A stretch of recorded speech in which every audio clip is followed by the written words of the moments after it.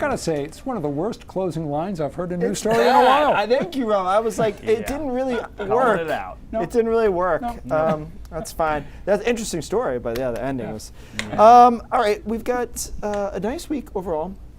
Just be prepared for an isolated shower. Did you guys catch the shower? Dan and I were just complaining about this. There was one earlier today that there was drops in the Portland area, but nothing on radar at all. It was just kind of like drops from nowhere. Some of us were toiling away in the newsroom. yeah. Not paying attention to whether there were All right. drops on the radar Look, or I know not. you're a man about town, Rob. You walk around town. I didn't know if you caught that shower. We had a few of them, some of them showing up on radar, especially away from the coastline. Temperatures in the 70s, but the inland locations in the mountains actually stayed largely in the 60s today. There's a visible satellite showing those clouds bubbling up, and the radar does show some sprinkles, but a few of these were kind of below the criteria of the radar even picking up on them, and you can see just little specks of moisture out there in a few spots. Otherwise, the showers are moving out of the foothills and clipped into Augusta. They're probably going to get another shower there too. Much more widespread and more strength to these showers across down east and northern Maine.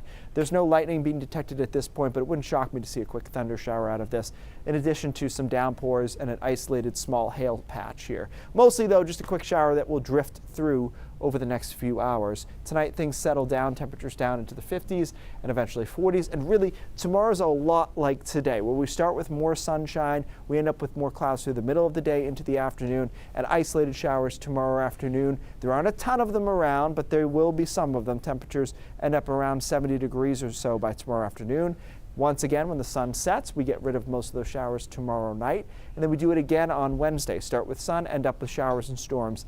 I'd say Wednesday afternoon there might be a little bit more coverage and intensity to the showers, particularly into the mountains, western Maine and New Hampshire, where we could see some thunderstorms with some downpours Wednesday afternoon into early Wednesday evening. And then we get a dry day on Thursday. If you need a day where there's really not even that chance of a shower, I think Thursday is your day, even though we might fight with a little cloud cover first half of the day or so. So our wettest day is Friday, but it's still not bad. We're dragging a cold front through, so most of us will get in on a shower or thunderstorm as that front comes through. But the good news is right now as it stands, this front is hauling out of here. So by Friday night, or certainly by Saturday morning, the front is offshore. High pressure builds in, and that puts it right over us on Saturday and Sunday, and that's where you want a high to be if you're going to have a nice weekend, which I think that we are. I think it's going to be a lot like, not this last weekend, but the one before that, which it's great because it's pretty much where we want to be at, 70 to 75 and mostly sunny that Saturday and Sunday.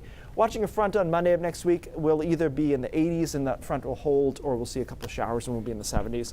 I played that in the middle for now because we've got some time to work that out. So again, even the day with the icons, a lot of icons there on Friday, is not a rainy day. It's just a day in which we have to get a front through in time for the weekend. So I think this is overall good. I think we'll all take that. Yeah. Yeah. Thank you, Keith.